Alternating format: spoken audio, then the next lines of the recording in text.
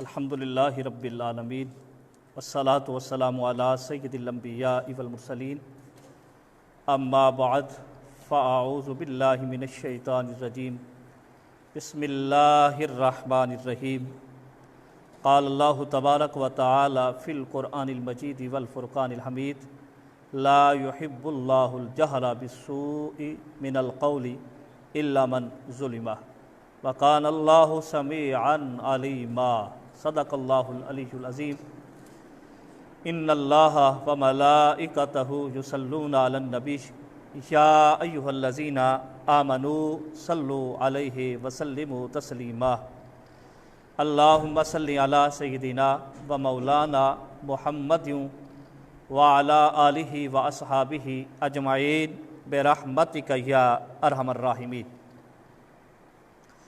میرے عزیز، آج ماہ رمضان المبارک کی 6 تاریخ ہے اور 6واں روزہ ہے، اور ہمارے بھی درس قرآن کا آج 6واں پارہ ہوگا۔ میں سب سے پہلے 6 پارے میں جو اپنے علم کے مطابق، اپنی بساط کے مطابق کہ آپ کو بتانا چاہیے، چند ایک پوائنٹس کی طرف اشارہ کرتا ہوں، اور پھر آپ نے ان کو بخوبی سننا ہے، اور ان میں سے چند ایک پر میں تفصیلی گفتگو کروں گا۔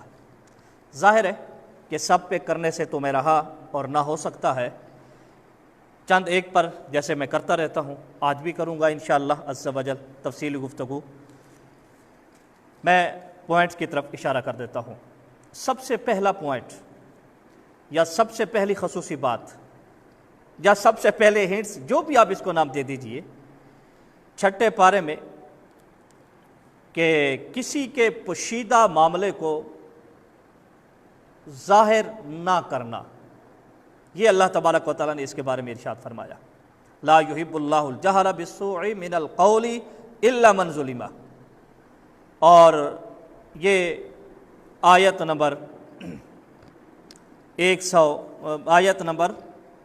148۔ اسی طریقے سے آگے چلیں گے تو آیت نمبر 150 سے 152 تک بعض چیزوں پر ایمان لانا اور بعض پر ایمان نہ لانا، انشاءاللہ آج اس پر بھی میں تفصیلی گفتگو کروں گا۔ تھوڑا سا آگے چلیں گے تو آیت نمبر 153 تا 161 میں اللہ تبارک و تعالیٰ نے یہود کے حوالے سے اس کی بہت ساری جہالتوں، سرکشیوں اور ان کا جو ایک زوم تھا یا خوش فہمی تھی، ان کا ازالہ اللہ تبارک و تعالیٰ نے فرما دیا ہے۔ پھر اور آگے چلیں گے تو اللہ تبارک و تعالیٰ نے اسی سورۃ النساء کے اندر 6 پارے میں 171 نمبر آیت سے 172 تک، یا اہل الکتاب لا تغلوا فی دینکم، یعنی غلو فی الدین منع ہے، اس پر اللہ تبارک و تعالیٰ نے کلام فرمایا۔ اس سے آگے چلیں گے آیت نمبر 176، اس میں شان محبوبی صلی اللہ تعالیٰ علیہ وبارک وسلم کا بیان ہوا۔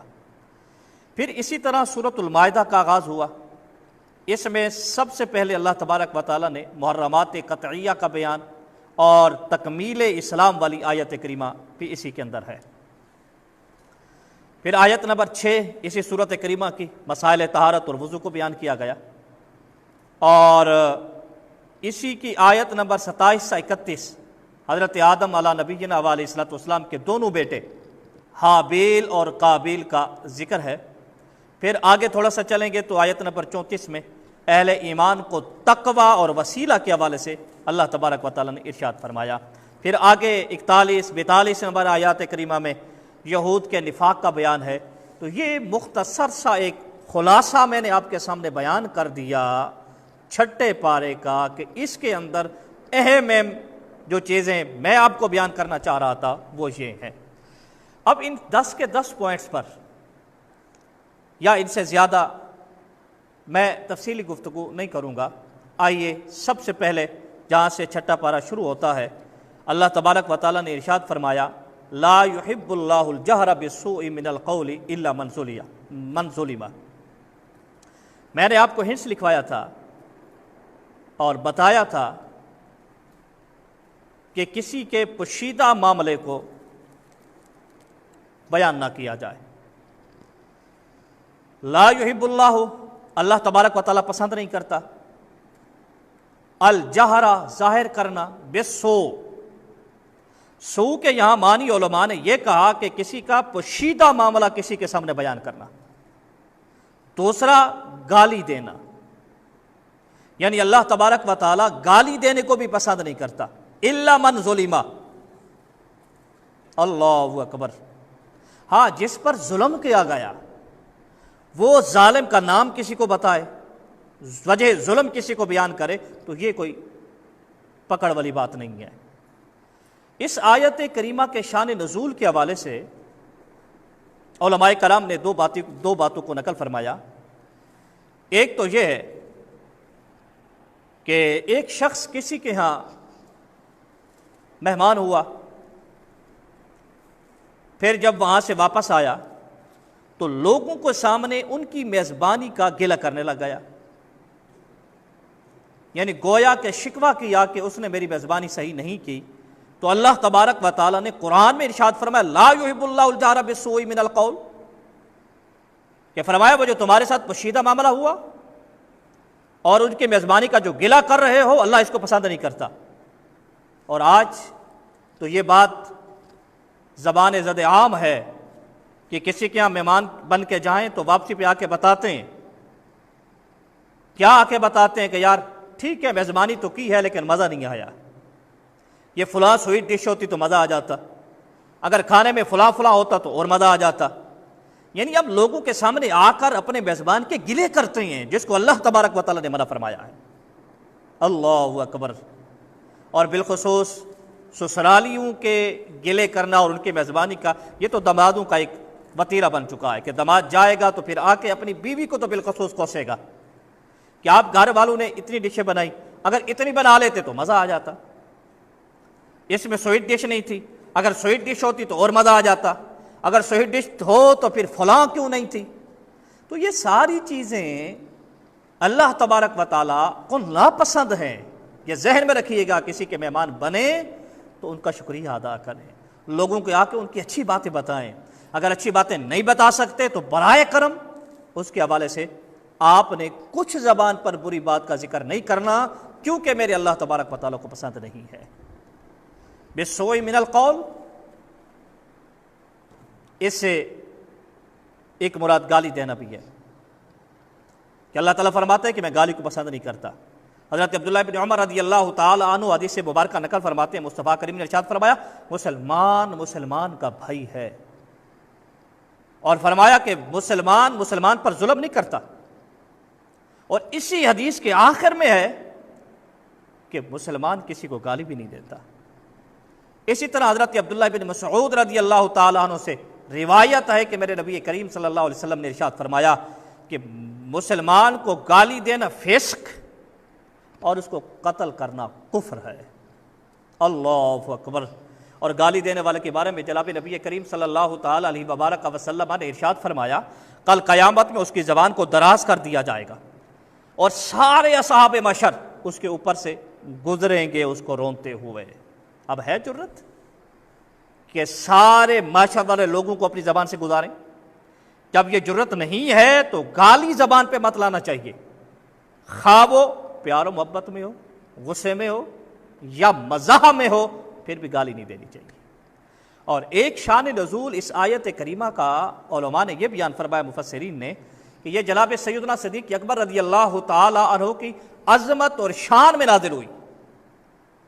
ایک شخص آ کر جناب نبی کریم صلی اللہ علیہ وسلم کی بارگاہ میں جناب صدیق اکبر رضی اللہ تعالی عنہ کے گلے شروع کر دیتا ہے. صدیق اکبر سنتے رہتے ہیں، نبی کریم صلی اللہ علیہ وسلم بھی خاموش تھے. اتنے میں جناب صدیق اکبر نے اس کی بات کا جواب دے دیا. حضور اٹھ کے چلے گئے. جناب سیدنا صدیق اکبر حضور نبی کریم علیہ الصلوۃ والسلام کے پاس حاضر ہوتے ہیں اور عرض کرتے ہیں یا رسول اللہ صلی اللہ علیہ وسلم، یہ شخص مجھے برا بھلا کہہ رہا تھا، آپ سن رہے تھے، میں خاموش رہا، صبر کیا. جب اس نے حد سے تجاوز کیا میں نے ایک بات کا جواب دیا اور آپ اٹھ کے چلے گئے. تو حضور نبی کریم صلی اللہ علیہ وسلم نے فرمایا اے ابو بکر، جب تک آپ خاموش تھے میرے اللہ کی جانب سے ایک فرشتہ ان کی باتوں کا جواب دینے پر مامور تھا، جب تو نے جواب دینا شروع کر دیا تو وہ فرشتہ چلا گیا۔ تو میرے دوستو، جب بھی کوئی کسی کو برا بھلا کہے اسے صبر کرنا چاہیے، اللہ تبارک و تعالیٰ صبر پہ بڑا اجر عطا فرماتا ہے، اور مالک لم یزل پھر فرشتہ مقرر فرما دیتا ہے کہ وہ اس کی طرف سے جواب دے۔ تو یہ بہتر ہے کہ میں کسی کو اس کی گالی کا جواب دوں، اس کے روکھے پن کا جواب دوں، وہ میری انسلٹ کرے، بےعزتی کرے، میں اس کا جواب دوں۔ یہ ذہن میں رکھیے گا، اللہ تبارک و تعالیٰ بڑا منتقم ہے، خدا پہ چھوڑ دیا کریں۔ اور میں آج اللہ تبارک و تعالیٰ کے گھر میں بیٹھا ہوں، اور یہ تحدیث نعمت کے لیے عرض کرتا ہوں کہ اللہ نے مجھے یہ ملکہ دیا ہے، یہ رب کا کرم ہے، اس پر رب کا شکر ادا کرتا ہوں کہ میری کوشش رہتی ہے کہ اگر کوئی مجھے کوئی سخت اور ترش بات بھی کر دے تو میں اس کو برداشت کرتا ہوں اور الحمدللہ رب العالمین پڑھتا ہوں، اور اگر کوئی انسلٹ کرنا چاہے تو بھی خاموش ہو جاتا ہوں۔ پھر میں نے دیکھا کہ اللہ تبارک و تعالیٰ نے ان سے اس کا انتقام ضرور لیا۔ تو میرے عزیز، صبر کریں، صبر کا اجر ضرور ملتا ہے۔ اس سے آگے چلیے اور اگلی آیت کریمہ جس میں اللہ تبارک و تعالیٰ نے فرمایا کہ بعض باتوں کا ایمان لانا اور بعض باتوں پر انکار کرنا، یہ آیت نمبر 150 سے 152 تک اللہ تعالیٰ فرماتا ہے ان الذین یکفرون باللہ ورسولہ ویریدون ان یفرقوا بین اللہ ورسولہ، فرمایا کہ وہ لوگ جو اللہ اور رسول کو مانتے نہیں ہیں لیکن وہ یہ ارادہ رکھتے ہیں کہ وہ اللہ اور اس کے رسولوں کے درمیان تفریق کر دیں، وَيَقُولُونَ نُؤْمِنُ بِبَعْضٍ وَنَكْفُرُ بِبَعْضٍ، اور وہ کہتے ہیں بعض مانتے ہیں بعض کو نہیں مانتے۔ اللہ اکبر، آج بھی یہ زمانے میں پائے جاتے ہیں جو کہتے ہیں ہم قرآن کو مانتے ہیں حدیث کو نہیں مانتے۔ وہ خدا کے بندو، قرآن بھی تو حدیث ہی ہے، حضور نبی کریم صلی اللہ علیہ وسلم نے تو بتایا ہے کہ یہ قرآن ہے، ہمیں کس چیز نے، کس شخصیت نے بتایا کہ یہ قرآن ہے؟ ہم نے تو نبی کریم صلی اللہ علیہ وسلم کے سینے پر اترتا نہیں دیکھا، اگر صحابہ نے اترتا بھی دیکھا تو وہ جو آیتیں تھیں وہ تو میرے نبی کی زبانی جاری ہوئے۔ تو جس نبی کے کہنے پر قرآن کو قرآن مانا ہے اس نبی کی حدیث کریمہ کو کبھی فراموش نہیں کرنا۔ اللہ اکبر۔ تو فرمایا یہ وہ کافر کہ جو اللہ اور اس کے رسولوں کو مانتے بھی نہیں اور پھر یہ خواہش بھی رکھتے ہیں، یہ ارادہ بھی کرتے ہیں کہ ہم ان کے درمیان تفرقہ ڈال دیں۔ پھر میرا اللہ کیا فرماتا ہے؟ وَيُرِيدُونَ أَن يَتَّخِذُوا بَيْنَ ذَلِكَ سَبِيلًا، وہ کہتے ہیں ہم اس کے علاوہ درمیانی کوئی اور راستہ نکالیں۔ فرمایا اولئک هم الکافرون حقا، فرمایا وہ پکے کافر ہیں۔ وَأَعْتَدْنَا لِلْكَافِرِينَ عَذَابًا مُهِينًا، اللہ فرماتا ہے پھر ہم نے دردناک اہانت والا عذاب ایسے لوگوں کے لیے تیار کر کے رکھا ہے۔ پھر آگے سنیے، اللہ تعالیٰ فرماتے ہیں وَالَّذِينَ آمَنُوا بِاللَّهِ وَرُسُلِهِ، اور فرمایا وہ لوگ، ایک گروہ تو وہ جو تھا نا کہ جو اللہ اور رسول کو مانتا ہی نہیں اور پھر بعض باتوں کو مانتا ہے اور بعض کا انکار کرتا ہے، تو فرمایا یہ کافر ہے۔ فرمایا اللہ اور رسول کے درمیان تفریق کرنا چاہتے ہیں۔ مومن کون ہوتا ہے؟ فرمایا والذین آمنوا باللہ ورسولہ، فرمایا جو صاحب ایمان ہے، جو اللہ اور اس کے رسولوں پر ایمان لاتا ہے، اس کا انداز کیا ہے؟ اللہ اکبر۔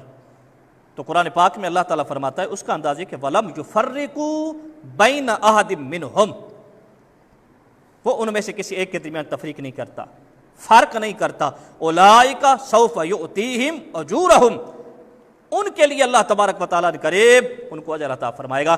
وَقَانَ اللَّهُ غَفُورًا رَحِیمًا، اور اللہ تبارک و تعالیٰ غفور بھی ہے اور رحیم بھی ہے۔ اچھا، اس آیت کریمہ میں، اس پوائنٹ میں ایک گفتگو میں آپ کے سامنے کرنا چاہوں گا کہ اللہ تبارک و تعالیٰ نے فرمایا کہ والذین آمنوا باللہ ورسولہ، جو صاحب ایمان ہیں، خدا اور اس کے رسول پر ایمان لاتے ہیں، تو فرمایا ان کو ہم اجر دیں گے۔ وہ تفریق نہیں کرتے اللہ اور رسول کے درمیان، پورے کے پورے احکام کو مانتے ہیں، پورے کے پورے قرآن کو مانتے ہیں، حدیث نبویہ کو مانتے ہیں، تو فرمایا ہم ان کو اجر دیں گے۔ اب اس کی تفسیر میں علماء کرام نے ایک بہت بڑی پیاری گفتگو فرمائی، وہ یہ ہے کہ جو بندہ اللہ اور اس کے نبی پر ایمان تو لاتا ہے لیکن گناہ کبیرہ کا مرتکب ہوتا ہے، تو کیا وہ دائرہ اسلام میں رہتا ہے یا نہیں؟ ایک تو ہے نا کہ کسی چیز کا انکار کرنا، انکار نہیں کرتا، یعنی خدا نے فرمایا شراب حرام ہے، کہتا ہے حرام ہے۔ خدا اور رسول نے کہا جھوٹ منع ہے، کہتا ہے منع ہے۔ بولنا حرام ہے، حرام ہے، لیکن جھوٹ بولتا ہے۔ لیکن شراب پیتا ہے، نعوذ باللہ من ذالک۔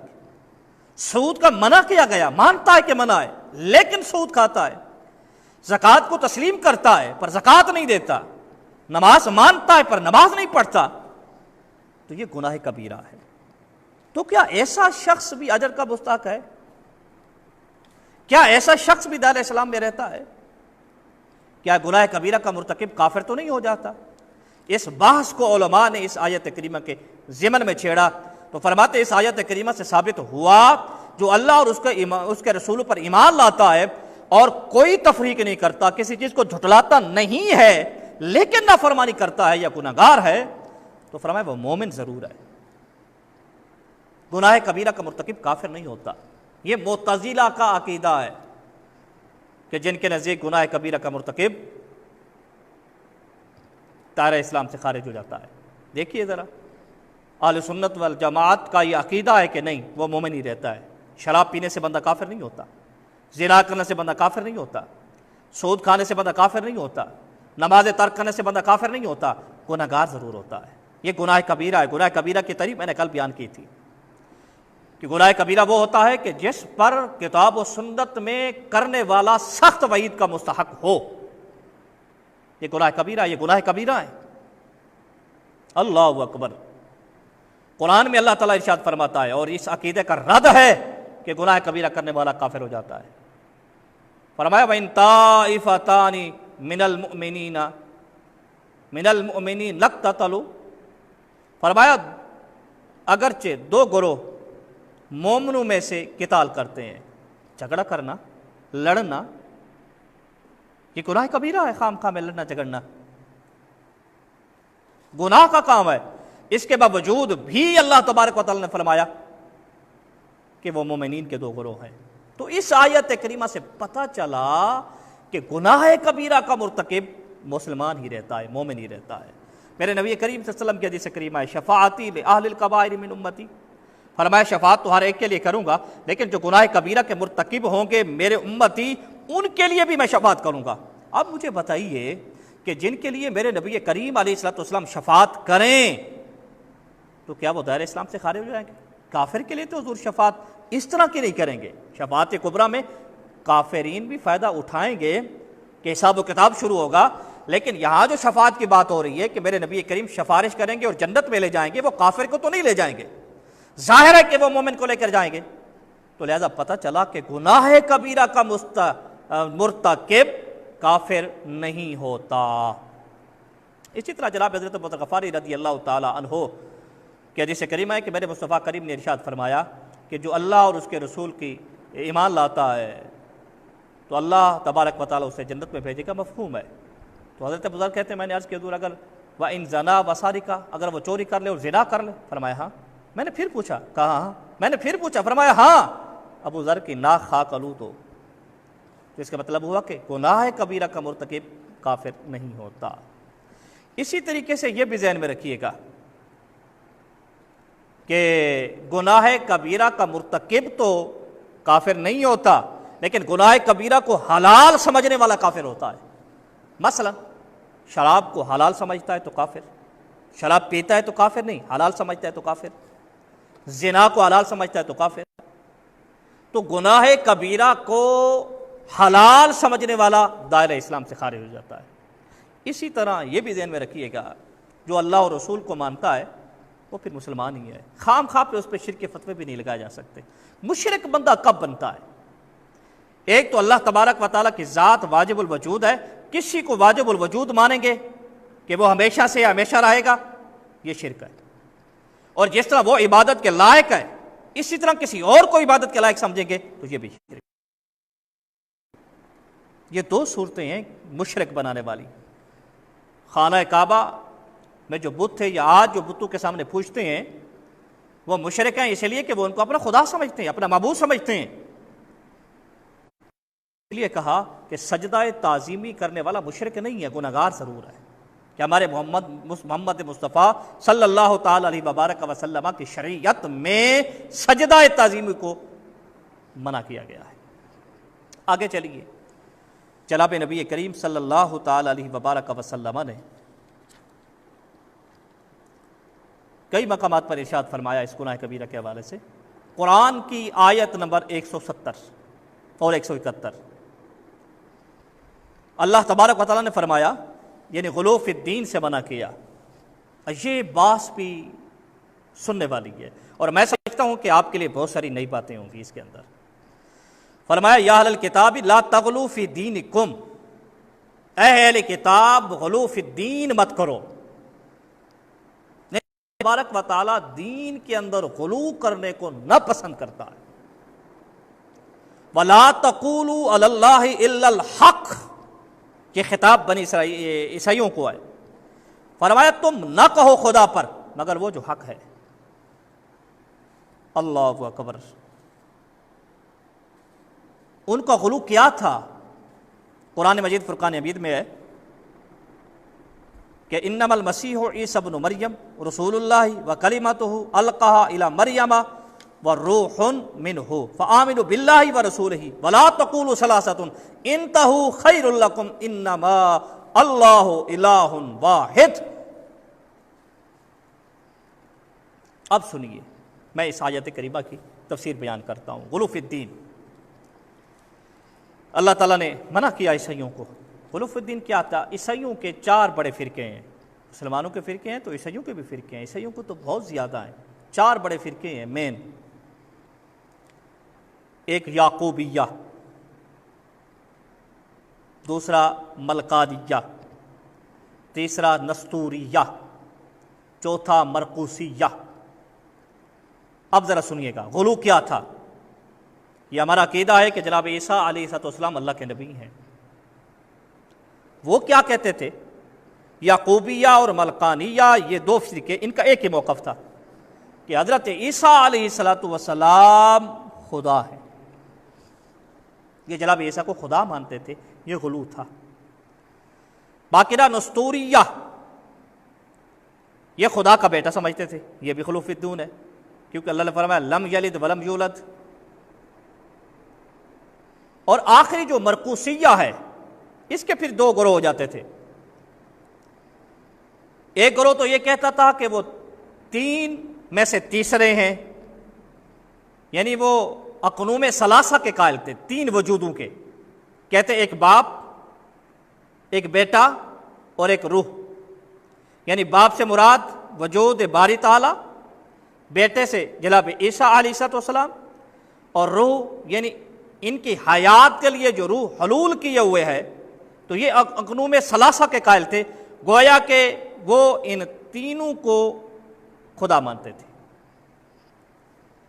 اور ایک گروہ مرقوسیہ میں سے یہ تھا جو ناسوتیت کا قائل تھا. ناسوتیت، یہ لفظ یاد رکھے گا، ناسوتیت. وہ یہ کہتے تھے کہ یہ جناب عیسیٰ علیہ السلام اللہ کی طرف نسبت کریں تو یہ الہ ہے، ماں کی طرف نسبت کریں تو یہ انسان ہے. تو وہ ناسوتیت کے قائل تھے. گویا کہ وہ یہ کہتے تھے کہ جناب عیسیٰ علیہ السلام انسانیت اور الوہیت دونوں کا مجموعہ ہیں. اس کا مطلب یہ ہے کہ وہ خدا مانتے تھے.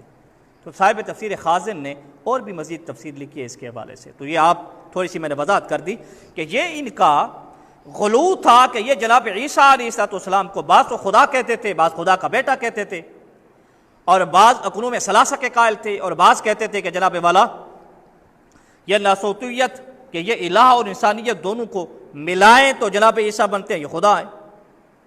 اور بولس ایک یہودی تھا، اس نے یہ تقسیم کر کے دی تھی عیسائیوں کو، اور عیسائی اسی کے یہ تقسیم پر راضی ہو گئے اور دائرہ اسلام سے بھی جاتے رہے. یعنی جو اسلام تھا ان کا صراط مستقیم جو تھا عیسائیت کا، دین مسیح کا، وہ اس سے جاتے رہے. اور نعوذ باللہ من ذالک جناب عیسیٰ علیہ السلام کو خدا کہا. لیکن اللہ کیا فرماتا ہے کہ یہ غلو ہے. تم کیا کہو؟ انما المسیح عیسی ابن مریم، جناب عیسیٰ جناب مریم کے بیٹے ہیں. رسول اللہ، اللہ کے رسول ہے. وکلمتہ، اور اس کا کلمہ ہے. القاها الی مریم، جو اللہ نے مریم کی طرف القاء کیا. اور اللہ تعالیٰ فرماتے ہیں کہو وروح منہ، اور اللہ کی جانب سے روح ہے، فآمنوا باللہ ورسولہ، ایمان لاؤ اللہ اور رسول پر، ولا تقولوا ثلاثۃ، یہ اقنوم ثلاثہ والے جو ہیں ان کا یہ رد ہے، تم یہ نہ کہو کہ جناب عیسیٰ تین میں سے تیسرے ہیں، اللہ اکبر، بلکہ کیا کہو انما اللہ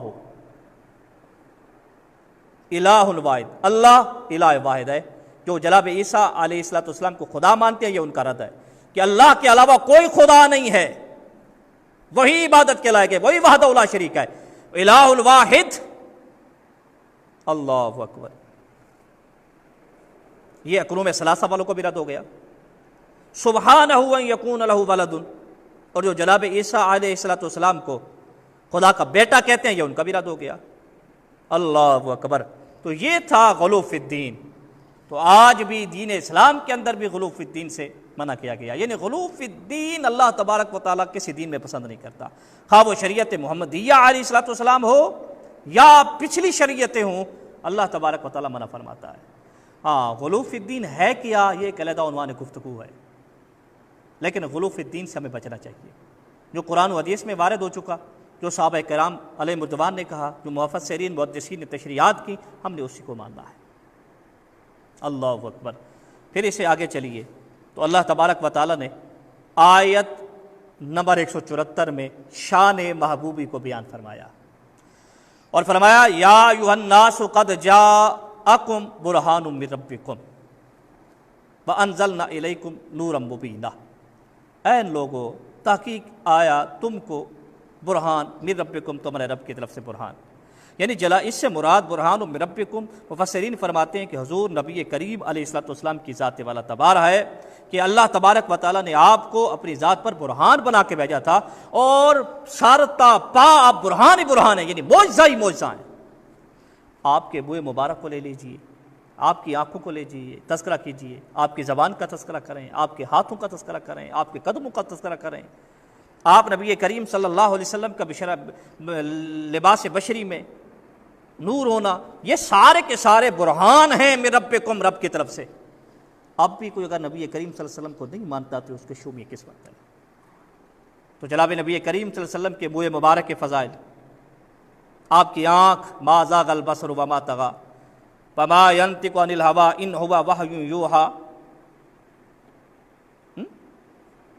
ید اللہ فوق ایدیہم، تو یہ ساری چیزیں جناب نبی کریم صلی اللہ علیہ وسلم کی برہان ہیں، اور برہان ہے میرے مصطفیٰ کریم صلی اللہ علیہ وسلم میں ربکم فانزلنا الیکم نورا مبینا، اور اللہ تبارک و تعالیٰ کی طرف سے تمہیں نور مبین یعنی قرآن بھی دیا گیا ہے۔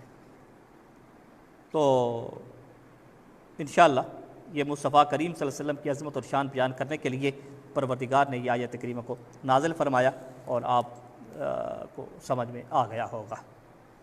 اچھا، اس سے آگے چلیں۔ اب چونکہ پوائنٹ تو میں نے بہت سارے بتا دیے تھے، ٹائم بھی ہونے والا ہے بلکہ ہو چکا، میں صرف آج 2 مزید پوائنٹوں پر گفتگو کروں گا۔ آگے چلیں، اللہ تبارک و تعالیٰ قرآن میں ارشاد فرماتا ہے حرمت علیکم المیتۃ، یعنی وہ چیزیں جو انسان پر حرام قطعی ہیں، اللہ تعالیٰ نے ان کا ذکر فرمایا ہے۔ فرمایا کہ انسان پر کیا کیا حرام ہیں، مسلمانوں پر حرمت علیکم المیتۃ، وہ حلال جانور جس کو ذبح نہ کیا گیا ہو وہ حرام، والدم، دم مسفوح وہ حرام، ولحم الخنزیر، خنزیر کا گوشت یہ حرام، وما احل لغیر اللہ بہ، میں اس کی وضاحت کر چکا، یعنی وہ جانور کہ جو وقت ذبح اللہ کے علاوہ کسی اور کا نام لیا جائے وہ حرام ہے۔ وہ جانور نہیں کہ آپ منسوب کر دیں یہ میرے بیٹے کے عقیقے کا جانور ہے، یہ قربانی کا جانور ہے، یہ میں حضور غوث پاک رضی اللہ تعالیٰ عنہ کے نام پر ذبح کروں گا، یہ میں داتا علی حجویری کے نام پر ذبح کروں گا، تو یہ مراد اس سے نہیں ہے۔ وما احل بہ لغیر اللہ سے مراد یہ کہ وقت ذبح اگر غوث کا نام لیا، کسی ولی کا نام لیا، کسی نبی کا نام لیا، کسی باپ کا نام لیا، اماں کا نام لیا، تو اب جانور حرام ہو جائے گا۔ اگر بوقت ذبح تکبیر پڑھی، بسم اللہ اللہ اکبر کہا، اس سے پہلے کسی سے منسوب کیا تھا تو یہ جانور حلال ہے۔ وما احل بہ لغیر اللہ سے یہ مراد ہے۔ اور فرمایا والمنخنقۃ، ایسا جانور جس کا گلا گھونٹ دیا گیا ہو، فرمایا وہ بھی مردار ہے، حرام ہے تمہارے لیے کھانا۔ اور فرمایا والموقذۃ، جس کو اوپر سے نیچے پھینکا گیا ہو، کنویں میں یا اوپر بلڈنگ سے، وہ مر جائے تو یہ بھی حرام ہے۔ اگر ذبح کر لیا تو ظاہر ہے زندہ تھا، حلال ہو گیا۔ اسی طریقے سے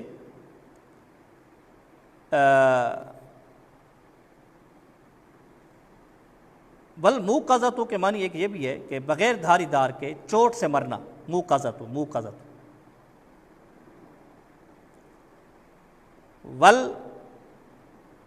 والمتردیۃ، اوپر سے نیچے جس کو پھینکا گیا، اور موقذہ بغیر دھاری دار کے یعنی گولی سے جو مرتا ہے جانور وہ بھی حرام ہے۔ والنطیحۃ، جس کو ایک جانور مار دے سینگ وغیرہ اور وہ اسی سے مر جائے تو یہ بھی حرام ہے۔ اللہ اکبر۔ وما اکل السبع الا ما ذکیتم، اگر شکاری کتا وغیرہ آپ چھوڑتے ہیں یا کوئی بھی چیر پھاڑ کرنے والا جانور کسی اور جانور کو کاٹ لیتا ہے اور وہ اسی سے مر جاتا ہے تو یہ حرام ہے۔ وہ کاٹ لیتا ہے اور آپ جا کے ذبح کر لیتے ہیں تو اب حلال ہے۔ وما ذبح علی نصب، جو بتوں کے نام پر ذبح کیے جاتے ہیں، یعنی ان کے احسانوں پہ جا کر ان کو خدا سمجھ کے ان کے نام پہ ذبح کیا جاتا ہے، یہ بھی حرام ہے۔ وان تستقسموا بالازلام، اور جو فال نکالتے تھے تیر قسمت کے، اللہ تعالیٰ نے اس سے بھی منع کیا ہے۔ ذالکم فسق، یہ فسق ہے۔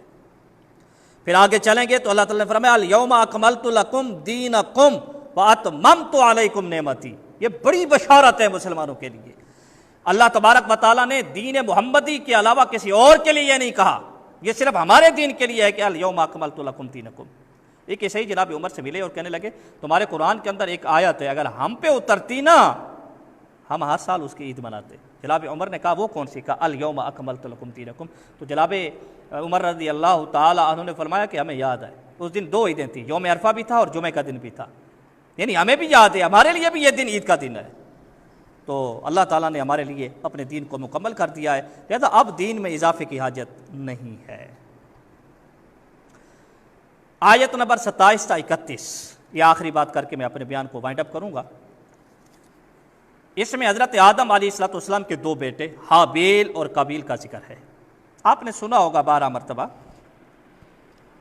جس میں اللہ تبارک و تعالیٰ نے ان دونوں کا ذکر کیا۔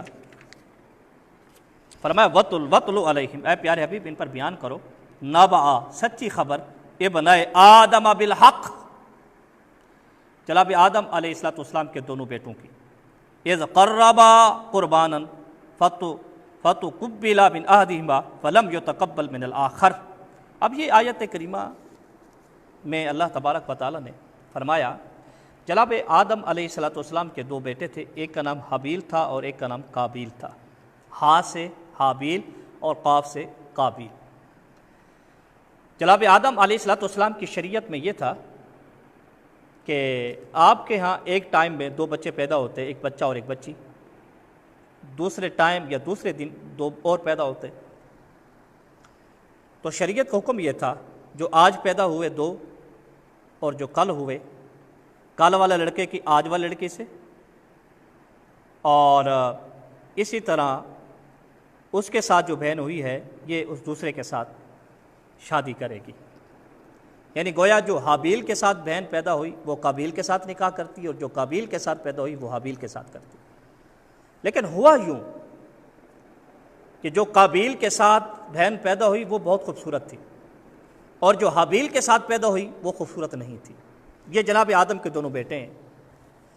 تو جناب آدم علیہ السلام نے کہا کہ اب وقت آ گیا ہے کہ قابیل کے ساتھ جو بہن پیدا ہوئی اس کا رشتہ میں حابیل کے ساتھ کروں گا، اور حابیل کے ساتھ جو پیدا ہوئی اس کی شادی میں قابیل کے ساتھ کروں گا۔ تو قابیل نے اس کا انکار کر دیا، کہتے ہیں نہیں، جو میرے ساتھ بہن پیدا ہوئی میں اسی کے ساتھ نکاح کروں گا۔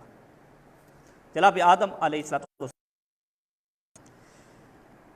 تو اتنے میں جناب آدم علیہ السلام حج پہ گئے تو قابیل نے حابیل سے کہا، بلکہ اس سے پہلے میں بول رہا ہوں کہ جناب آدم علیہ السلام نے کہا کہ ٹھیک ہے، ویسے تو قانون یہی ہے کہ قابیل والی حابیل کے ساتھ اور حابیل کے ساتھ جو پیدا ہوئی وہ قابیل کے ساتھ کرے گی، اگر تم بضد ہو تو پھر اپنی قربانیاں لاؤ، جس کی قربانی قبول ہو جائے گی وہی قابیل کے ساتھ والی جو بہن تھی اس سے نکاح کرے گا۔ تو قابیل نے غلے کا ڈھیر لگا دیا اور جناب حابیل نے ایک بکری بطور قربانی لے کے آئی۔ قرآن کہتا ہے اذا قربا قربانا فتقبل من احدہما ولم یتقبل من الآخر، تو اللہ تعالیٰ نے حابیل کی قربانی کو قبول کر لیا، قابیل کی قربانی کو قبول نہیں کیا۔ قربانی قبول کرنے کا انداز یہ ہوتا تھا کہ وہ چیز فرشتوں کے ذریعے سے اچک لی جاتی تھی۔ تو قابیل کو بڑا غصہ ہوا اور وہ حسد کا شکار ہو گیا حابیل سے، تو حابیل سے کہنے لگا قال لأقتلنک، میں تمہیں ضرور قتل کروں گا۔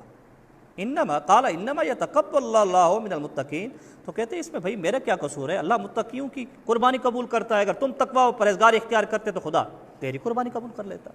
لیکن قابیل بھی ضد رہا۔ جناب آدم جب حج کے لیے گئے تو قابیل نے موقع پا کر حسد کی بنا پر حابیل کو قتل کر دیا۔ اب جب قتل کر بیٹھا تو پریشان رہا کہ اس لاش کو چھپاؤں کیسے، تو اللہ تبارک و تعالیٰ فرماتا ہے اللہ اکبر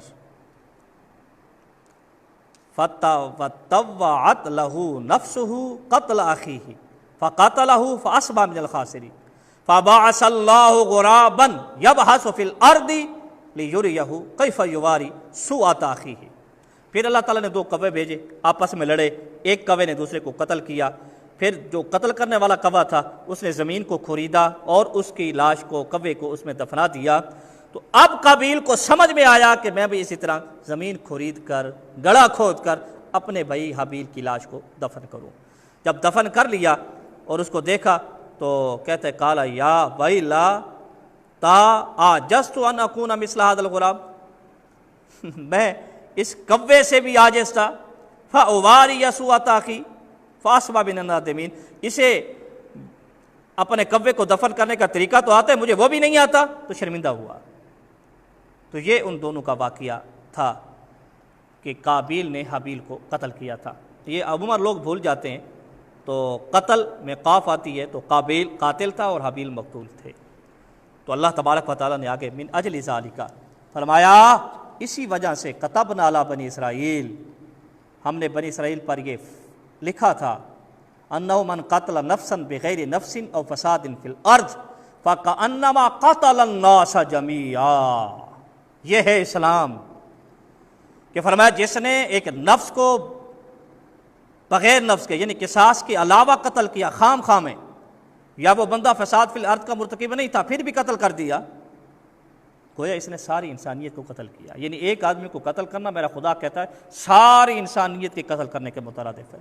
فمن احیاھا فکأنما احیا الناس جمیعا، جس نے ایک کو زندگی دی، زندگی دینے سے مراد بدلہ لینے پر قادر تھا تو بھی اس کو نہیں مارا، گویا کہ اس نے سارے انسانیت کو زندہ کیا۔ یہ ہے اسلام کا پیغام۔ اسلام دہشت گرد نہیں ہے، مسلمان ٹیررسٹ نہیں ہے، یہ ہے قرآن کا پیغام کہ جس نے ایک جان کو قتل کیا اس نے پوری انسانیت کو قتل کیا، جس نے ایک جان کو زندگی دی اس نے پوری انسانیت کو زندگی دی، یہ ہے اسلام کا پیغام۔ تو اس اسلام کے پیغام کو آج جنہوں نے بھلا دیا اور دہشت گردی کی، ان کا اسلام سے کوئی تعلق و واسطہ نہیں ہے، ان کا اسلام سے کوئی واسطہ نہیں ہے۔ اسلام تو امن و سلامتی کا پیغام دیتا ہے، بھائی چارے کا پیغام دیتا ہے۔ اسلام میں دہشت گردی کا کوئی کنسیپٹ نہیں ہے، یہ خوارج ہیں یہ لوگ جو دین اسلام کا لبادہ اوڑھ کر لوگوں کو قتل کرتے ہیں، فساد فی الارض کرتے ہیں۔ اسلام اس چیز کا بڑا سخت مخالف ہے۔ تو ہمیں اسلام کی حقیقی روح کو اللہ تبارک و تعالیٰ سمجھنے کی توفیق عطا فرمائے۔ یہ تھا ہمارا درس قرآن آج کا پارہ نمبر 6۔ اللہ تعالیٰ ہم سب کو درس قرآن سننے اور سنانے کی توفیق عطا فرمائے، قرآن فہمی عطا فرمائے۔ وآخر دعوانا ان الحمد للہ رب العالمین۔